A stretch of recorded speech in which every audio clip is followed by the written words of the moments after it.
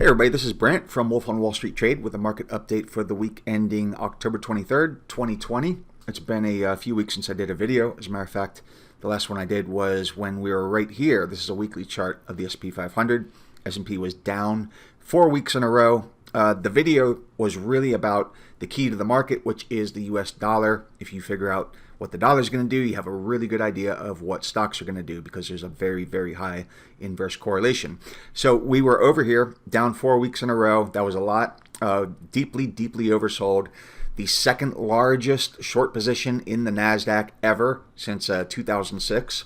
And here I have the US dollar index, and it was right there. And at the time I was saying that is a zone of former support, likely to be resistance, and if the dollar pulls back, the market can rally. So this is what's happened since then. The dollar has pulled back and the market bounced or rallied. Last week we had this kind of a star, which means we're losing this upside momentum. By the way, that huge short in NASDAQ, that had been completely cleared out by last week. All those shorts covered, they were squeezed. Here's the weekly chart of the NASDAQ. Again, like I said, they were squeezed, and as of last week, they were actually back to net long as far as speculative positioning in NASDAQ futures. So again, last week we got this star, which means a loss of upside momentum, potential loss, and then this week the market is down a little bit, so down 0.5%. This is a 5-minute chart of the S&P 500 this week. We had a really nasty day down on Monday, and then pretty much sideways, as you can see, the rest of the week. But there's a little bit more to this than what you see here. Let me throw up some trend lines real quick. And there we go. So I'm going to back out to a 60-minute chart so we can get some perspective. Here's the decline. What caused this decline? It was the dollar rallying off of its low. Okay, so remember, that was what the whole last video was about. And this is about where we picked up from that last week. Dollar pulled back. We got the market up. So this is the last 2 weeks. This is basically a big bull flag. It really started out with a nice small bull flag here. Looked very, very bullish and kind of fell apart. I expected we'd see some support right over here about 34.20, 34.25. We did get that support early in the week on Monday. Back to that 5-minute chart. Here it is on Monday. This is that area I was talking about. Tested it again. And this is that flag or that kind of downward sloping channel. And you can see prices just respecting it. Friday morning, opened there, pulled back from it, bumped into it a few times, and then Friday afternoon towards the close, trying to break out. Here's the US dollar index again. So this is the pullback while the market's been rallying over there. This is a 50-day moving average here in blue.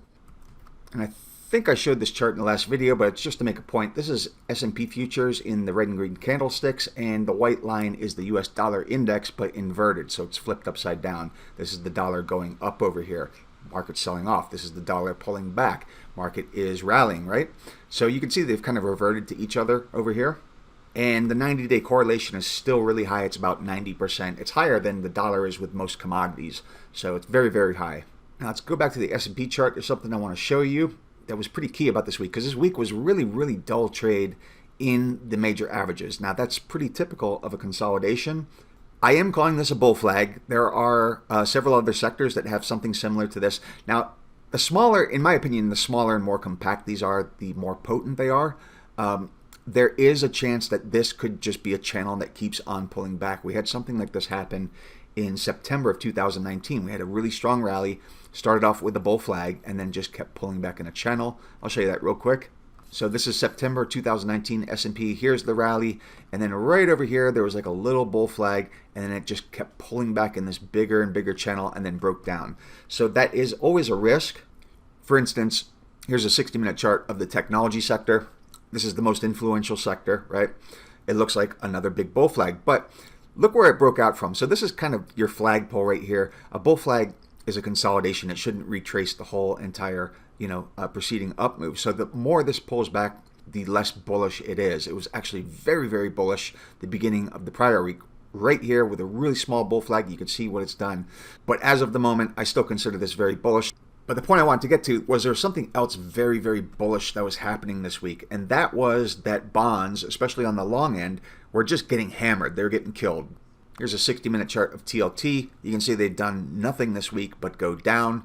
Now what happens to yields? Yields move opposite of bond prices. So bonds going down means yields going up. This is the S&P. Again, this is that flag in the S&P 500. This white line is the 30-year yield. Now, yields have a strong tendency to lead the market. So we had a reflationary kind of move over here with yields moving higher at the long end. This is this week. So this is a really big move higher in yields, about 10 basis points on the 10-year yield. That is a reflationary signal. So the market has been hyper-focused. All this chop this week has been on stimulus talk, stimulus rumors, news, headlines, something good, it goes up, something bad, it goes down. It was just really frustrating, very reactive market. But what the bond market here is saying is it's looking forward to inflation or reflation because of that stimulus. And we saw a little bit of that in how S&P sectors were acting. So we have 11 sectors, 6 of them were down this week, 5 of them were up, so basically split. The ones that did the best were banks, actually subsector, but the KBW Bank Index up 3.7%, and regional banks, the small banks, up 8%. So I'm going to change this to one of the bank indexes. Okay, so this is still the 30-year yield in white, and in the candlesticks, red and green, this is the regional banks. So you can see, not only did they like higher yields, but because the long end was getting hammered and yields were rising faster on the long end, that was steepening the yield curve. So that is good for the banks as far as net margin interest goes. So you can see why the banks outperformed. Now what I've done is change this to the technology sector. This is still the 30-year yield. You can see the technology sector did not do very good. It was actually down the most, down 2.2% on the week. What happens here is we have these insanely high valuations, and the justification for them has been that rates are low, so we can justify higher valuations for these tech stocks. So if rates move up, what happens? These tech stocks are getting hit basically on valuation, I would say. So we're seeing some hints of that. I don't think it's a really big deal right now, but you can see the banks went this way with yields and tech went the other way. Now, did the banks actually do anything technically significant to really change the outlook? Because we've seen this attempt to rotate to value, to cyclicals. Saw it a couple times in 2019. We've seen it at least 3 times this year, and it always fails. So did they do anything to change the outlook? Let's take a look. This is the KBW Bank Index. It's a daily chart. By the way, these are 50-day moving average in yellow, 200-day in blue. You can see the blue moving average is trending down, and the banks have been trading along this 50-day moving average for months. This was the last attempt to rotate, the last reflation when yields really popped. Okay, so we're seeing that same thing this week, but really not making a lot of progress there. We're kind of trapped between the 50-day, the 200. It did close a little bit above the 200. Let me throw a trend line up here because there's also a zone of resistance. And there it is. So that's around 81 for the KBW Bank Index, and it's pretty close to where that 200-day moving average is. You can see broke above it once and then came back, and it's been resistance ever since. Pretty much still resistance. The point is the banks had a good week, but they did not change the technical outlook. Energy, it's another cyclical, and it's certainly deep value. So that would be another one that people would look to rotate into if we had a reflationary trade, leaving the politics aside for the moment. And here's a 60-minute chart of the energy sector, XLE. This is the last reflation attempt into early June. Failed, and then from August, basically, it was just nothing but really ugly price action. Here's August coming down, breaking different levels of support, and look at little bear flag, comes down more, little bear flag. So when we got down here, we got a pretty good bounce off that. And I said to my members, I said, I don't think we're going to see another one of these small bear flags. Could we be seeing something bigger, like a bigger bear flag? If we are, then this is basically the first leg, and we have a lot more on the downside to go. It's too early to say that, but the point is it did not create another one of these small bear flags. Maybe it will try to base, maybe it'll try to bottom, maybe it'll be another big bear flag. The point is it did not change any trends. Okay, so any kind of rotation to cyclical, to value, has not changed any trends. And here we are back at the S&P 500 and the 30-year yield. Normally, with a big bull flag like this and yields leading higher, normally I would be long this already. So why didn't I go long the S&P or the NASDAQ or small caps or whatever? And I'm back to the S&P's weekly chart. That last video, you can go and check it, when we were down here 4 weeks in a row, down. One of the reasons I thought that we were going to get a bounce was, 1, the dollar was coming into some resistance. 2, we had a very, very oversold market. 3, we had the second biggest short ever in NASDAQ futures. And one of the more compelling reasons to me was that US dollar versus the yen, USDJPY, or the dollar yen, had led stocks lower over here, and it was leading stocks higher over here. So this week, as we get the pullback, here's that pullback flag on these 2 weekly candles. Let's take a look at what happened with USDJPY. And if you go back to my last video, I actually tell you what level I'm watching, and it's 105.50. Okay, here's USDJPY 60-minute chart. This is where it led risk sentiment lower. It led the S&P lower. This is that week I was talking about. And as the market was down, this was already leading higher. Okay, we were getting bullish price action here, is leading higher. Notice this trend line comes in at 105.50. That's why I was talking about 105.50. I can show you where this trend line comes from if you want. Comes from back here. And it's amazing how price is just respecting these trend lines. So let's move forward. And what you'll see is it's still basically trending up. Okay, it's still in a supportive mode. It's getting a little bit more neutral, kind of going a little bit more sideways, hugging this trend line. But as long as it's above 105.50, above this trend line, I consider it to be constructive for risk assets for the market. And we'll keep going forward. And we got one little dip there, but recovered. Look at that, a little bit higher. This is coming into the week. So this is a little triangle. You can probably see it here. It had a preceding uptrend. It was suggesting up, which would have been very bullish for risk assets, for stocks. But watch what happened. It comes down and breaks the trend line. As we come into this week, right here, we're coming into this week, we have a consolidation, a little bounce, right? But it has a bearish flare. It's not quite a bear flag, but it has that bearish slant to it. Look how it respects this trend line as we come into the week. And here's what happens. Boom. Sells off really bad. Breaks below 105.50. Very strong.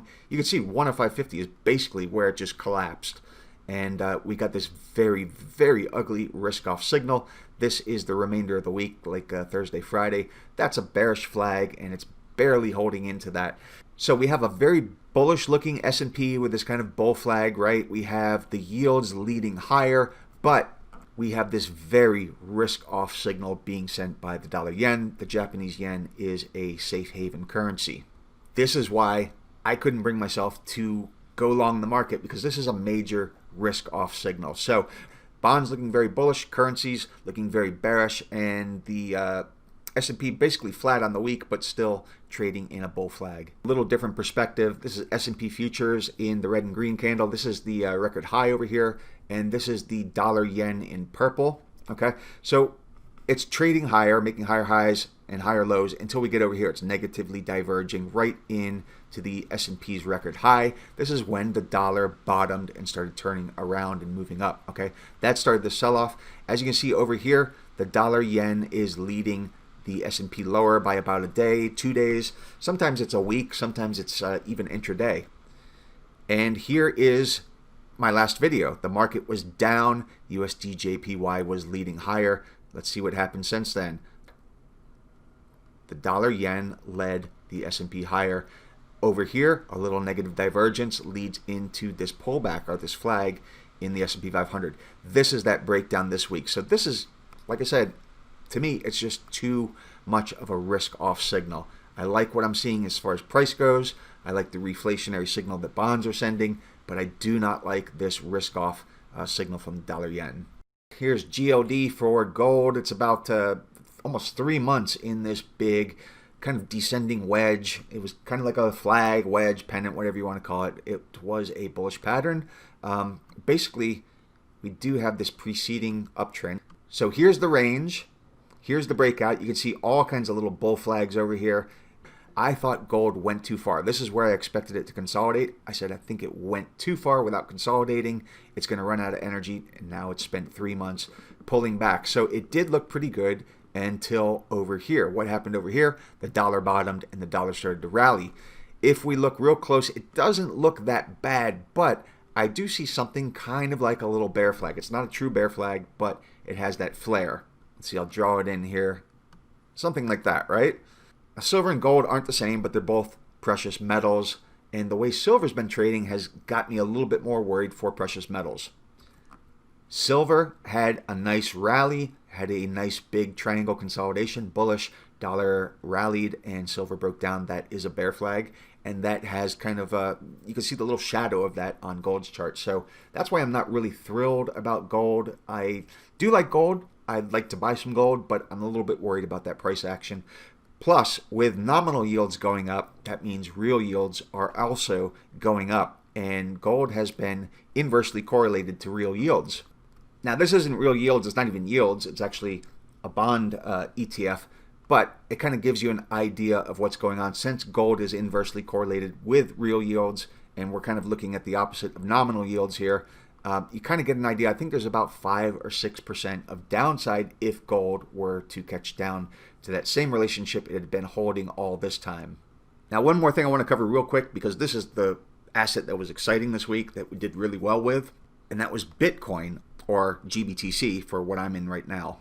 So this is a 2-day chart of GBTC, which is the Grayscale Bitcoin Trust. It's not Bitcoin. It doesn't track exactly like Bitcoin, but you can get the gist of what I'm talking about here. Remember that 2017 melt up in cryptos and Bitcoin, and companies that made iced tea were suddenly changing their name to blockchain, and all that crazy stuff was going on.